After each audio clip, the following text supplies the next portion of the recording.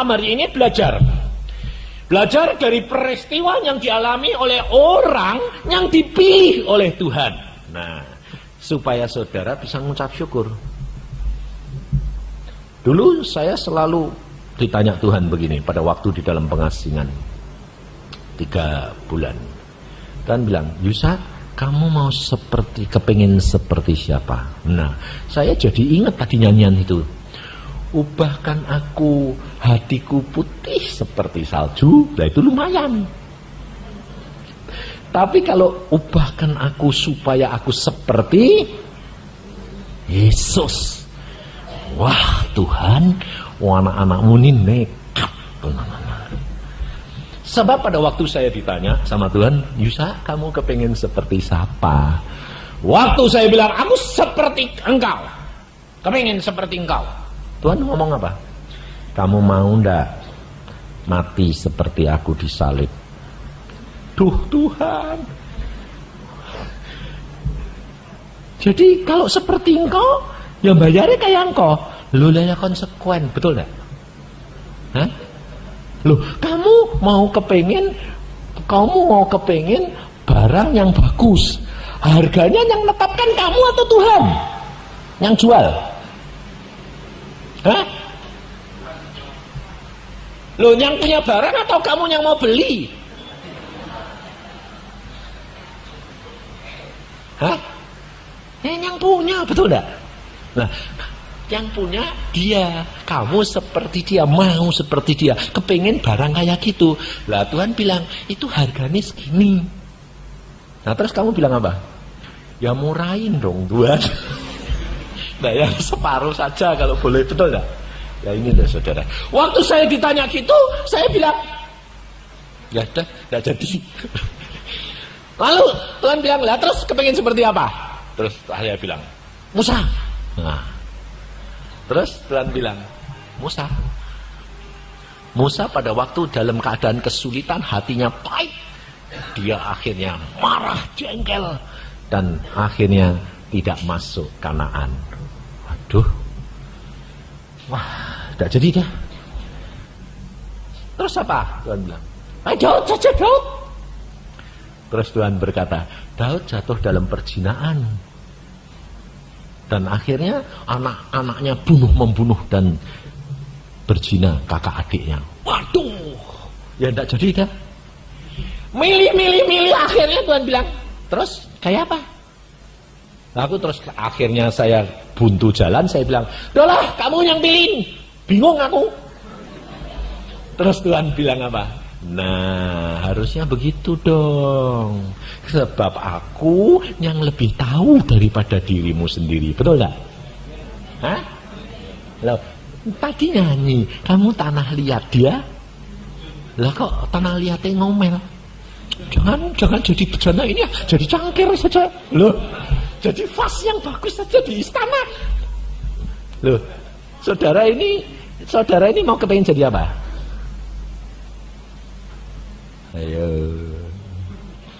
Ayo, hah?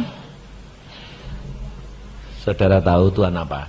Berkata, aku mau sebagaimana kamu ada. Karena engkau sudah dilahirkan begitu, aku tahu engkau yang paling cocok itu jadi apa itu? Aku yang tahu. Dan itu yang aku akan bentuk kamu dan beri jatah kepadamu.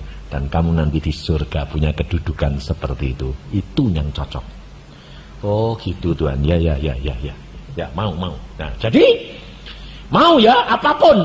Ya. Nah baru rela saudara. Nah sekarang kita belajar. Setelah kita lihat nanti proses ini, saudara tanya dirimu sendiri. Habis itu nanti kamu harus bisa mengucap syukur. Apapun yang terjadi Tuhan, terima kasih. Itu baik ternyata. Meskipun pahit. Ngerti enggak? Nah, kita buka Alkitab.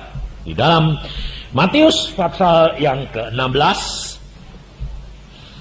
Kita belajar dari penghidupan seorang yang dipilih oleh Tuhan. Dan bahkan firman Tuhan sudah dinyatakan. Tetapi untuk kegenapan daripada firman Tuhan itu ada harga yang harus dibayar. Di dalam Matius pasal yang ke-16 ayat, saya petik saja, ayat yang ke-17. Kata Yesus kepadanya, "Berbahagialah engkau Simon bin Yunus, sebab bukan manusia yang menyatakan itu kepadamu, melainkan Bapakku yang di surga. Dan aku pun berkata kepadamu, engkau adalah Petrus, dan di atas batu karang ini aku akan mendirikan jemaatku, dan alam maut tidak akan menguasainya." Nah, waktu Petrus, saudara, mendapatkan janji dan firman Allah ini, bagaimana besar hatinya, bahwa di antara 12 orang dia yang dipilih menjadi kepalanya, dan dia dikatakan bahwa di atas batu karang ini aku akan mendirikan sidang jemaatku. Bayangin, saudara, berarti sidang jemaat Allah yang didirikan di atas batu karang Petrus ini gereja lokal atau seluruh dunia?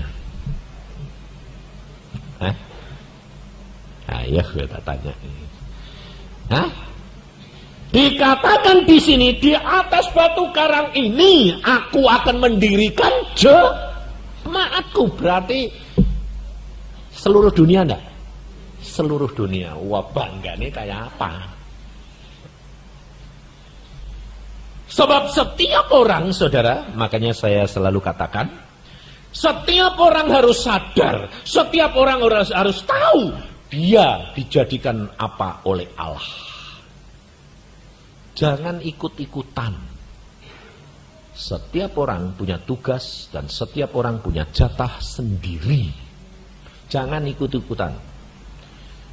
Sebab kerap kali orang itu banyaknya kepingin seperti dia, kepingin seperti ini. Saya suruh seperti Robert, gak mungkin. Aku gak bisa nyanyi. Tidak mungkin. Memang bawaan saya gak bisa nyanyi. Tapi kalau dia suruh nyanyi, pinter. Lah memang bawaannya bisa nyanyi. Jadi gak boleh, saudara. Allah punya rencana. Saudara dan saya punya tugas sendiri-sendiri. Dan yang penting, lakukan bagianmu sendiri. Tapi kerap kali saudara kepingin bagiannya orang lain. Padahal bagian orang lain itu gak cocok. Buat kamu tuh gak cocok. Loh, contohnya ada orang lain pakai yurek bagus, cocok. Kamu lalu bilang gini, aduh aku kepingin yurek itu. Kira-kira mau masuk ke badanmu cocok nggak? Nah, kamu gemuk, dia kurus. Nah, sobek semua, bedah semua. Ya dah, lalu seperti apa? Seperti lepat nanti, mepet semua. Jadi tidak bisa, saudara. Kamu, belum tentu. Roknya orang lain kamu pakai cocok, belum tentu. Loh, karena apa? Anak kecil coba, anak sudah mulai gede, nanti kan selalu ngikuti ayah ibunya. Sepatu ibunya yang tinggi itu di klotak. Padahal ya gak cocok buat dia. Loh, kamu ini ngapain merusak sepatu nih mama? Loh, aku kepengen kayak mama. Lah ini kebanyakan anak-anak Tuhan tuh gitu. Lah, apa yang terjadi dengan Petrus? Pada waktu Petrus dikatakan begitu, langsung hatinya menjadi puas, kuat, dan dia merasa aku. Dia belum tahu untuk menggenapkan firman Tuhan ini dalam diri Petrus. Ada harga yang harus dibayar. Proses itu terjadi. Lalu kita lihat ayat yang kedua, yang apa yang terjadi di dalam diri Petrus. Baru dia diangkat Tuhan, ditinggikan di antara murid-muridnya. Lalu di dalam ayat yang ke-22, pada waktu Tuhan Yesus menyatakan bahwa dia akan menghadapi aniaya Dalam ayat 21 dulu, sejak waktu itu Yesus mulai menyatakan kepada murid-muridnya bahwa ia harus pergi ke Yerusalem dan menanggung banyak penderitaan dari pihak tua-tua, imam-imam kepala dan ahli Taurat, lalu dibunuh dan dibangkitkan pada hari ketiga. Tetapi Petrus menarik Yesus ke samping. Coba perhatiin saudara kata-kata ini. Tetapi Petrus menarik Yesus ke samping. Yesus ini siapa? Gurunya, Allahnya, atau temannya? Hah? Guru dan Allahnya. Dia baru mengatakan, Tuhan, engkau adalah Mesias, anak Allah yang maha tinggi. Nah, setelah dia mendapatkan janji firman, Petrus mulai tidak sadar, dia meninggikan diri. Waktu Yesus cerita bahwa anak manusia akan dianiaya, dia narik Yesus ke samping. Wah, mau pikirnya aku mau bicara sendiri. Saudara terus terang. Saudara di sini, kalau ada orang yang kau hargai, saudara berani datang-datang semuanya saudara sama saya, berani datang-datang terus megang tangan saya, Pak Yusa sini, aku mau ngomong, berani? Berani enggak? Enggak berani. Tapi kalau orang itu sudah merasa sama, dekat, berani enggak? Berani. Yesus ditarik, sini Tuhan, ngomong. Oh, ada. Ngomongnya apa? Tuhan, loh, undangnya Tuhan loh.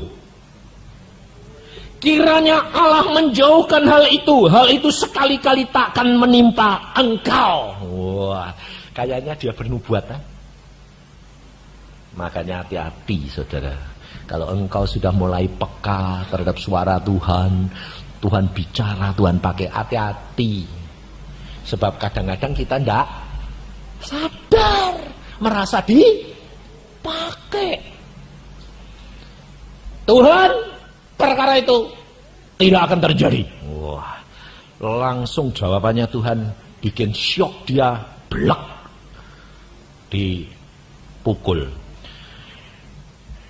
Yesus berpaling dan berkata kepada Petrus, "Enyahlah iblis, engkau suatu batu sandungan bagiku, sebab engkau bukan memikirkan apa yang dipikirkan Allah, melainkan apa yang dipikirkan manusia." Baru dipuji, Petrus, Allah Bapakku sendiri berbicara kepadamu. Wah, bukan engkau, tapi Bapakku ngomong sama kamu dari dalam kamu. Sekarang bilang, iblis keluar.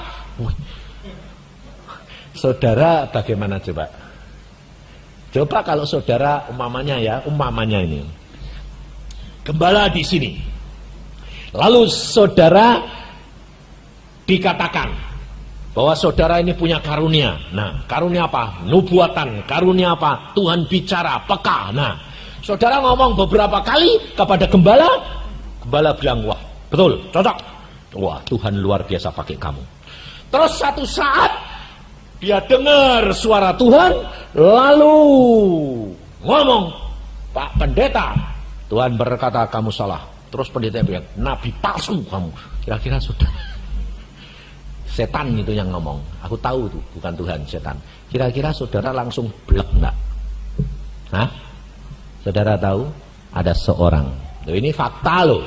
Ada seorang yang ngalami persis kayak Petrus begini. Langsung gembalanya berkata, aku tahu kamu adalah nabi palsu. Bayangin saudara, dulunya dipuji-puji, terus langsung dikatain gitu karena berani negor gembalanya. Langsung dikatain, apa terjadi? Frustrasi sampai mengambil keputusan bunuh diri. Saudara tahu, ini fakta ini. Dan ada orangnya. Akhirnya sampai dia bilang, kalau gitu aku dipakai setan ya. Jadi Tuhan tidak mau pakai aku lagi. Lalu akhirnya dia ngambil keputusan bunuh diri. Tapi Tuhan tidak pernah meninggalkan. sebelum dia mau bunuh diri, dia kepengin bicara sama seorang hamba Tuhan, dan dia bicara, akhirnya sadar bahwa Petrus pun pernah ngalami. Tidak masalah, itu pemrosesan. Sebab apa? Sebab Tuhan tahu Petrus untuk dapat menggenapkan firman Allah, rencana Allah, dia harus direndahkan. Ada proses, ada harga yang harus dibayar. Nah, maka dari itu pada waktu itu Petrus langsung diam. Tetapi apa yang terjadi, saudara? Kita lihat selanjutnya apa yang terjadi dengan Petrus. Pada waktu Petrus menginjil dengan Tuhan, dia mengikuti terus. Selalu dia di depan dan tidak pernah di belakang. Petrus maunya cepet-cepet duluin tuh Yesus. Makanya dapat lihat mujizatnya juga ketinggalan. Saudara tahu. Maka dari itu kita harus belajar, saudara, apa yang dialami oleh Petrus. Dan Petrus ini tidak pernah berhenti sebelum dia diproses oleh Tuhan. Kepenuhan Roh Kudus, nubuatan Tuhan Yesus ke dalam diri Petrus tidak akan terjadi. Lalu peristiwa yang dihadapi Petrus selanjutnya adalah kita lihat di dalam Matius pasal yang ke-26. Bagaimana cara pemrosesan Tuhan kepada Petrus ini dan harga yang harus dibayar. Di dalam Matius pasal ke-26, Yesus mengemukakan lagi tentang hal aniaya yang harus dihadapinya. Ayat 31, Matius 26 ayat 31. Maka berkatalah Yesus kepada mereka, malam ini kamu semua akan tergoncang imanmu karena aku, sebab ada tertulis, aku akan membunuh gembala dan kawanan domba itu akan tercerai-berai. Akan tetapi sesudah aku bangkit, aku akan mendahului kamu ke Galilea.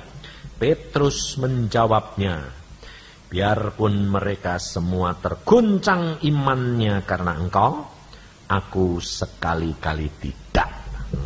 Hebat toh? Loh, saudara kira-kira kalau belum menghadapi apa-apa dalam keadaan mapan kayak begini, cocok enggak sama Petrus? Cocok. Berani enggak mengatakan, Yesus mati untuk engkau, aku rela? Berani enggak? Oh berani sekarang. Dicoba nanti kalau ditodong sama pistol, lalu saudara bilang, orang itu bilang, Yesus atau mati. Nah baru rasain lu. Nah, ini loh saudara, engkau iman percayamu tidak akan kelihatan kalau engkau tidak mengalami masalah. Dan masalah itu timbul karena apa? Karena Yesus ingin memproses kamu. Dan Yesus mau mengatakan, bagaimana cara kamu membayar harga ini? Maka setiap kali Yesus mengemukakan, peristiwanya sama. Pada waktu pertama kali Yesus berkata, anak manusia akan segera dianiaya. Petrus berkata, jangan terjadi. Iblis, kamu jangan menjadi jerat bagiku. Petrus sadar.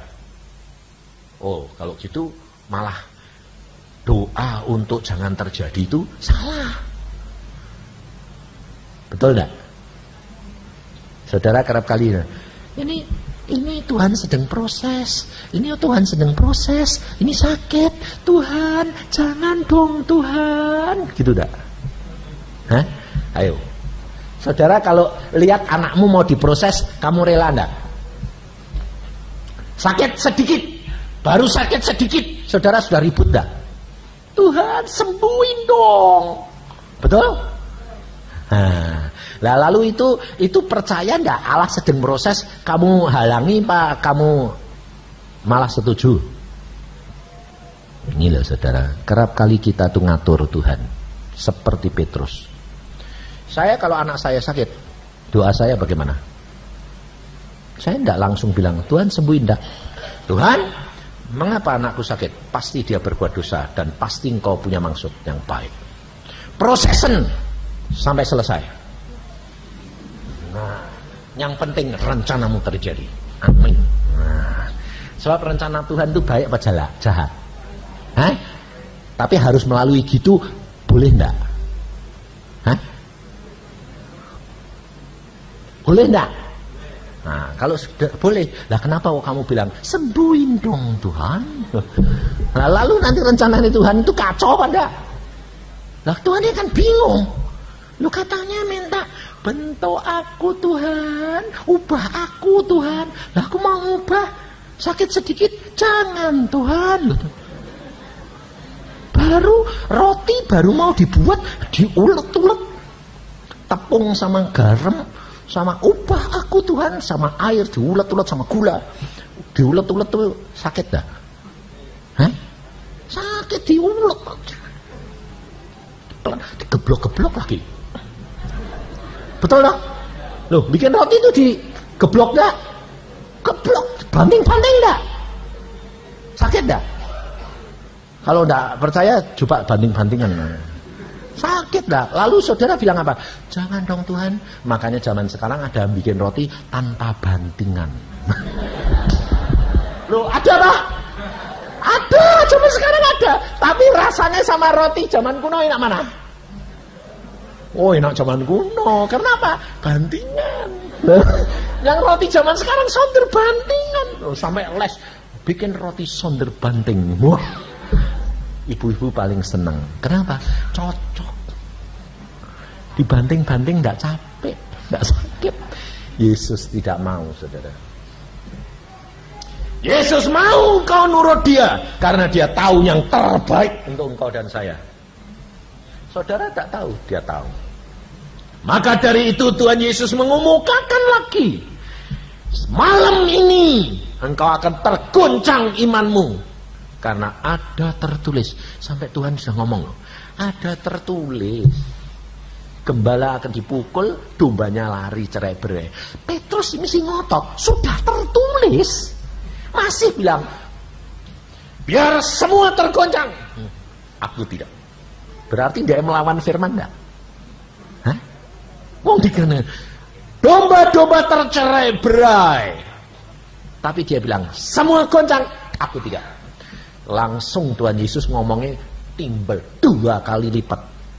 Tuhan berkata, Yesus berkata kepadanya, aku berkata kepadamu sesungguhnya malam ini sebelum ayam berkokok engkau telah menyangkal aku 3 kali. Kata Petrus kepadanya, sekalipun aku harus mati bersama-sama engkau, aku takkan menyangkal engkau. Luar biasa. Loh, ngomongan gurunya Tuhannya sendiri dibantah terus. Itu Petrus. Nah, saya yakin kalau saudara sudah baca gini, saudara tidak berani. Padahal saudara yang melakukan persis Petrus. Bantah terus. Kenapa? Saudara belum mengenal dirimu sendiri. Yang kamu kenal siapa? Yang enak-enak. Orang lain. Saudara lebih mengenal orang lain daripada dirimu sendiri. Kenapa? Kalau orang lain gampang dilihat, dirinya sendiri tidak pernah gampang dilihat. Paling-paling lihatnya di kaca. Ini loh saudara. Maka dari itu Petrus berani berkata, lah mengapa Tuhan, mbok ya jangan sampai imane gugur, mbok ya jangan sampai mengalami peristiwa yang aneh-aneh. Kan Tuhan itu berkuasa, diubah gitu loh Tuhan. Kalau saya nyanyi, Tuhan ubahkan hatiku, langsung cetit gitu loh Tuhan. Betul kepengennya gitu dah? Kepengennya gitu dah? Itu orang Kristen itu. Kan engkau berkuasa. Nggak usah ngalami sakit, nggak usah bantingan, tak gitu loh Tuhan. Tepung langsung jadi roti, nggak usah dibakar. Kepengennya gitu kan? Gak bisa saudara. Allah lebih tahu. Orang kayak kamu itu keras-keras, degil-degil, kotor-kotor. Dirinso sana ndak, perlu dibanting. Dicuci, habis itu geblok lagi, blok. Itu belum, masukkan mesin cuci, putar, sampai teler. Baru kan Tuhan bilang, sudah bersih, sudah, belum cukup, jemur. Betul lah? Panasin. Aduh Tuhan, sakit. Loh katanya mau dibentuk putih seperti salju. Loh, pakaian yang diputihkan itu jemurannya, dicucinya sekali atau berkali-kali? Saudara pernah tahu pakaian yang dikelantang, cuci, sabun lagi, jangan dikenakan air, gantung, panas. Habis itu cuci lagi, sabun, gantung lagi. Nah, rasain lu. Saya ini pernah ngalami. Kenapa? Istri saya tuh putih, saya hitam dulu. Lalu waktu dia tahu kalau saya cinta sama dia, langsung bilang apa? Apa? Dia cinta aku, kelantang dulu. Waduh, saya langsung omongan tuh kayak gada yang mukul kepala saya, blak. No, langsung saya lapor ya gini, Tuhan, tuh, engkau bilang dia jodohku, tuh dia, lihat nih, dia putih aku hitam, dia bilang aku suruh ngelantang, lah mana mungkin, ini kulit di kelantang, wong sudah dasarnya hitam, saya bilang. Tuhan bilang, jangan sakit hati nak. Hah? Gak boleh sakit hati, jangan sakit hati, apa yang Allah rencanakan itu pasti baik. Loh kenapa? Sebab kamu harus nerima, itu kan dia belum cinta sama kamu, belum ngerti kamu. Sekarang istri saya sayangnya luar biasa. Dia kalau ngomong sama saya bilang apa? Untung aku dulu tuh nurut Tuhan dapat kamu. Loh, tahu tidak percaya tanya ono. Wong dia kalau manggil saya tuh yang loh. Karena disayang-sayang, karena apa? Cuma satu. Saudara tahu? Pada waktu itu Tuhan berkata, jangan sakit hati nak. Terus bagaimana saya bisa menetralisir kata-kata dia sampai tua? Tuhan berkata, kamu harus mengucap syukur kalau kamu hitam. Kenapa? Karena dia putih, kamu hitam. Dia susu, kamu kopi. Kopi susu, sedap. Wah, saya bilang, Tuhan tuh luar biasa. Wong Tuhan tuh kocak.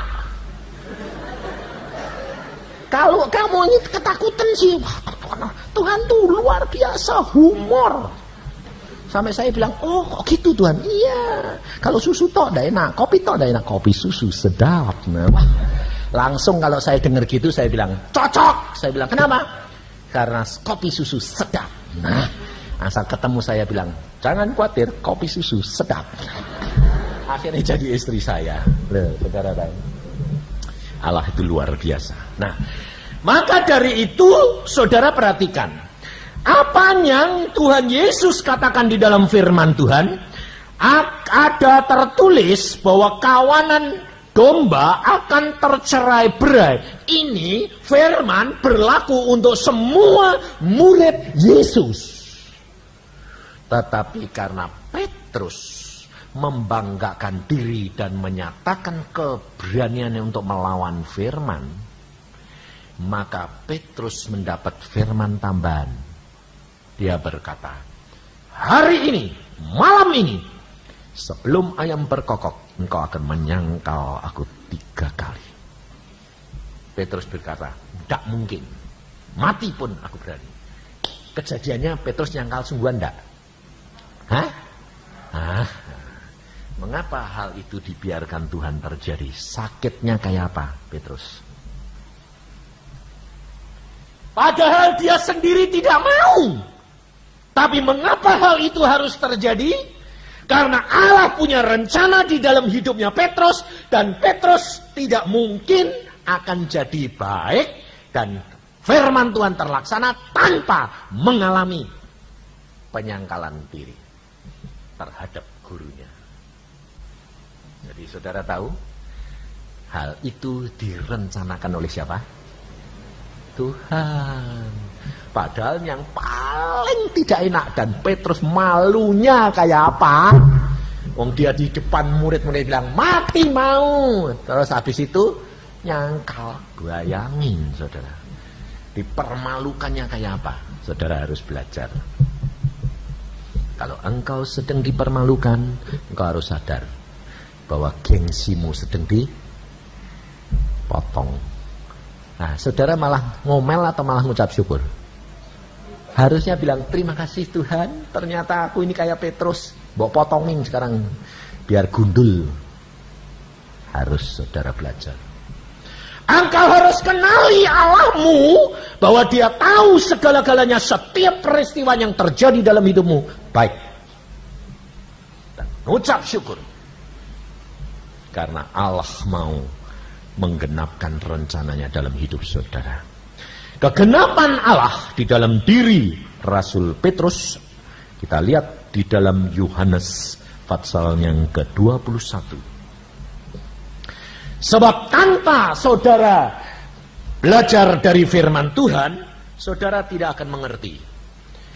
Karena Allah punya rencana di dalam dirinya Petrus, dia harus terjadi dan harus mengalami peristiwa itu. Dan untuk mencapai itu ada harga yang harus dibayar. Ayat 18. Yohanes 21 ayat 18. Gembalakanlah domba-dombaku.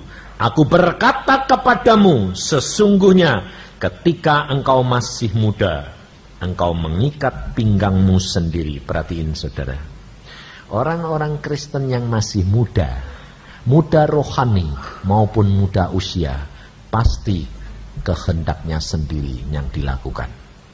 Dan itu perlu pemrosesan.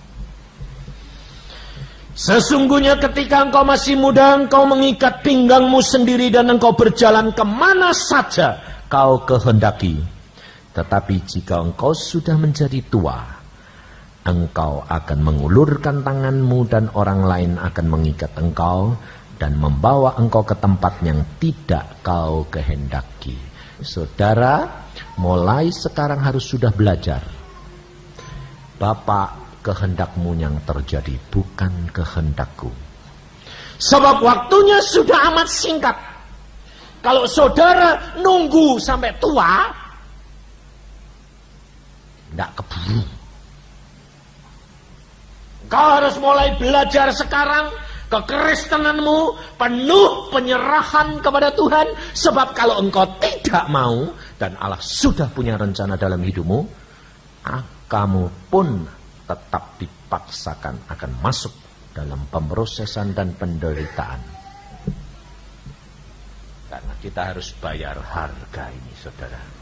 Tapi kalau engkau mulai sekarang menurut dan setia dalam perkara yang terkecil, Tuhan Yesus berkata apa? Belajarlah kepadaku, karena kuk yang kupasang itu enak dan ringan. Nurut, taat itu pasti enak. Meskipun gak enak, tapi itu paling enak dari yang gak enak. Ngerti? Paling enak dari yang gak enak. Jadi tetap gak enak, tapi lumayan lah dibandingkan yang lain-lain. Jadi ngucap syukur, saudara. Engkau harus belajar menyangkal diri seperti Petrus.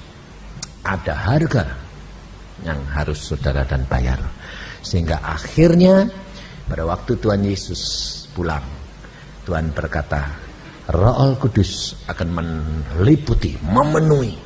Sehingga pada waktu Petrus mati, dia berkata, aku tidak layak seperti Yesus. Yesus disalib, berdiri. Aku disalib, terbalik, karena aku tidak layak seperti guruku. Ini pengakuan seorang murid yang sudah mengenal gurunya, bahwa ada harga yang harus dibayar, dan menyangkal diri, dan semuanya diserahkan untuk dia. Amin.